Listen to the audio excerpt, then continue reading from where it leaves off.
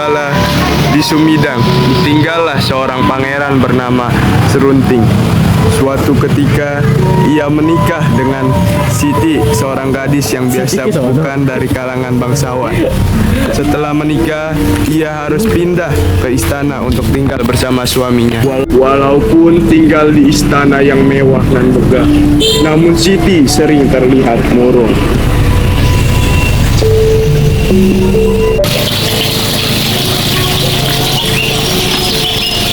Adinda, kau sering lihat murung. Apakah ada yang mengganggu pikiranmu? Kakanda, aku sedang memikirkan nasib adikku Arya Tebing. Dia tinggal sendiri di rumah semenjak kepergian kedua orang tuaku. Oh, ternyata itu karena menurut murung. Bagaimana saja kalau kita ajak dia tinggal di sini? Boleh Kakanda, terima kasih banyak. Pasti dia senang jika dia tinggal di sini. Pangeran Serunting dan Siti pergi mengunjungi Arya Tebing di desa. Bagaimana keputusanmu, Arya?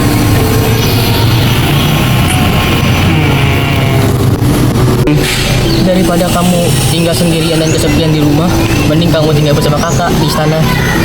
Benar, tinggallah bersama kami. Jangan begitu kau tidak usah dapat-dapat bekerja. Maaf kak, aku ada tawar kakak. Namun aku lebih suka tinggal di sini untuk merawat lahan orang tua kita. Aku heran dengan keputusan adikmu itu. Tapi ini sudah keputusan Arya. Mau bagaimana lagi? Kakak jangan khawatir, tentu aku baik-baik saja. Oh iya, kakak mau lihat kebun di belakang? Mereka pun menuju ke kebun belakang rumah. Kakak, ini adalah lahan orang tua kita.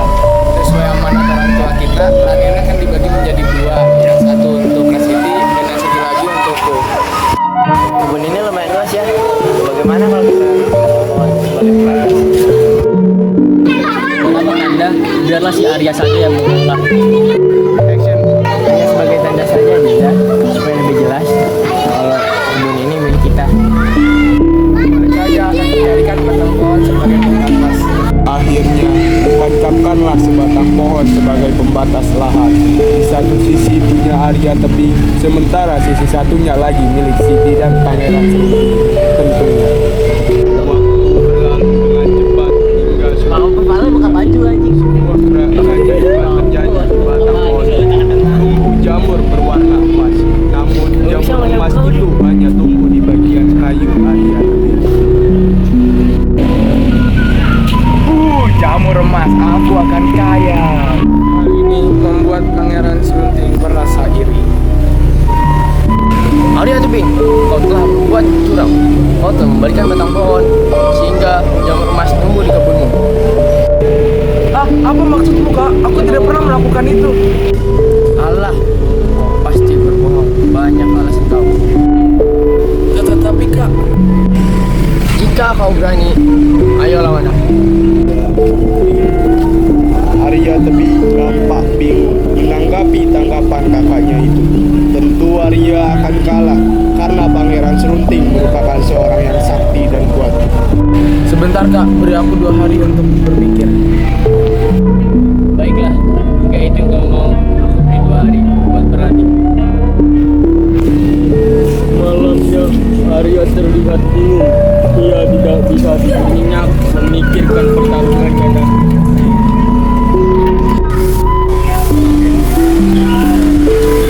aku dapat ide. Akan kutanyakan saja kelemahan Kak Serunting kepada Kak Siti. Arya pergi.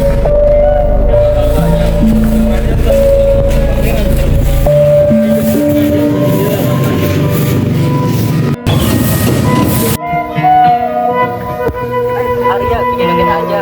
Kenapa nggak lewat itu depan? Ini rahasia ada yang kutanyakan pada kakak. Arya Tebing pun menceritakan permasalahannya dengan Pangeran Serunting. Hal ini membuat Siti bimbang. Di satu sisi dia ingin menemukannya, namun di sisi lain dia juga tak ingin mengkhianati suaminya. Aku akan memberitahu kelemahan Pangeran Serunting, tapi berjanjilah padaku untuk tidak membunuhnya. Akhirnya Siti pun membuka rahasia kelemahan Pangeran Serunting. Ken? Tentu saja kak, aku tidak akan sampai membunuhnya. Hari pertarungan pun tiba di padang ilalang yang luas. Pangeran Serunting berdiri dengan percaya diri tanpa mengetahui bahwa Arya yang telah mengetahui kelemahannya. Pertarungan pun dimulai. Pertarungan berlangsung tidak seimbang. Pangeran Serunting terlalu kuat, bukan tandingan bagi Arya Tebing. Sesuai dengan dugaan, dalam sekejap Arya terbaring dan terperosok. Dalam kesempatan itu, ia mengambil selai rumput. Ternyata rumput tersebut rumput spesial yang bergetar sekalipun tidak ada angin. Ditombakannya, rumput itu mengarah pada badan Serunting dan mengenai lengannya. Ternyata rumput tersebut kelemahan Serunting. Serunting pun menjadi lemah. Dari mana kau tahu kelemahanku itu? Aku tahu dari Kasiti. Siti. Dia mengkhianatiku. Karena dihianati istrinya, Pangeran Serunting pun pergi meninggalkan istana dan kampung halamannya, menuju ke Gunung Sikuntang. Ia bermaksud untuk bertapa di sana. Setiba di sana, ia mendengar Sang Yang Maha Meru. Wahai anak muda, maukah kau mendapatkan kekuatan goib?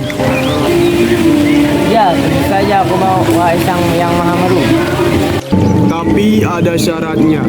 Kau harus bertapa di bawah pohon hingga daunnya itu menyelimuti tubuhmu. Sejenak kemudian, Serunting bertapa di bawah pohon dengan hikmat.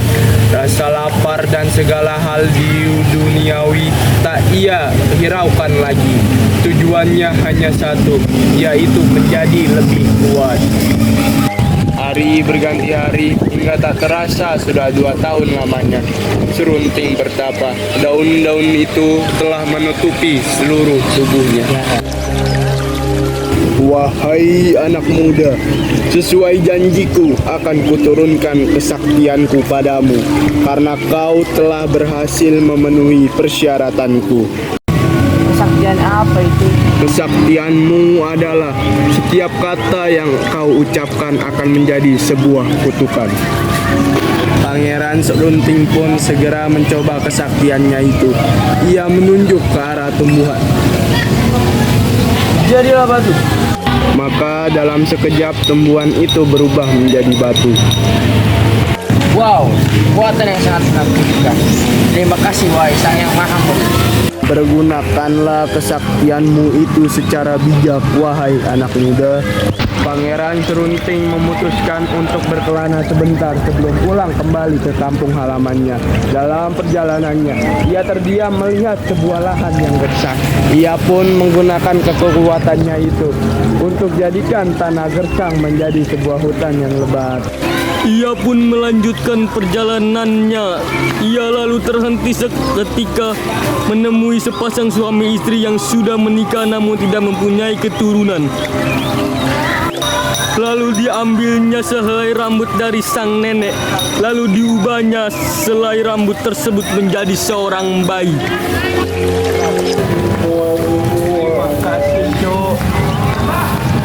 Karena kesaktiannya itu, Pangeran Serunting dikenal dengan nama Si Pahit Lidah. Si Pahit Lidah terus berbuat baik sepanjang perjalanannya, hingga akhirnya ia sampai ke Sumidang, kampung halamannya. Siti istriku, Arya Tebing adikku. Hah, suara itu? Kak Serunting! Kanda Serunting? Iya istri. Ini aku, Arya Tebing, minta maaf atas Raka. Tidak apa kak, aku telah memaafkanmu dari dulu. Demikianlah mereka bertiga pun hidup bersama secara rukun. Tidak ada lagi pertengkaran di antara mereka.